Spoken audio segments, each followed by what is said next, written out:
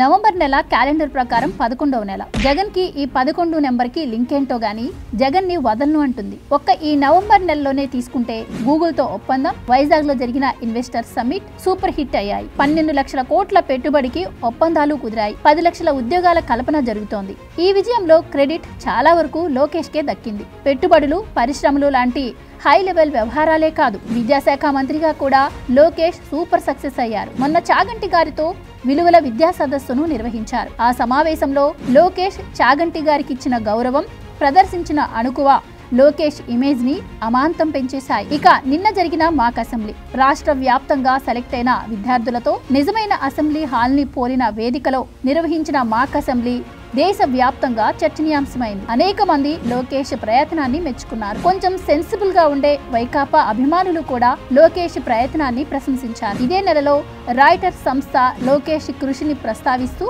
పెద్ద ఆర్టికలే రాసింది. అటు స్పీడ్ ఆఫ్ డూయింగ్ బిజినెస్ ద్వారా పెట్టుబడుల ఆకర్షణ, ఇటు పిల్లల భవిష్యత్తు కోసం ఆలోచిస్తున్న వ్యక్తిగా వీటితో జగన్ కి అందనంత ఎత్తుకు లోకేష్ ఎదిగారు. 2014 నుండి లోకేష్ ను పప్పు అని హేళన చేయడం ద్వారా తెలుగుదేశం పార్టీకి సరైన వారసత్వం లేదు అని ఒక భయాన్ని క్యాడర్లో నింపాలని జగన్ చేయని ప్రయత్నమే లేదు, చెప్పని అబద్ధమే లేదు. అలా తను హేళన చేసిన లోకేష్ కి ఇప్పుడొస్తున్న గుర్తింపు, గౌరవం చూసి తను కట్టుకున్న 3 ప్యాలెస్లలో ఏ ప్యాలెస్ లోనూ జగన్ ప్రశాంతంగా నిద్రపోలేకపోతున్నాడట. అది కూడా 11వ నెలలో కావడం జగన్ కి పుండు మీద కారం చల్లినట్లు ఉందట.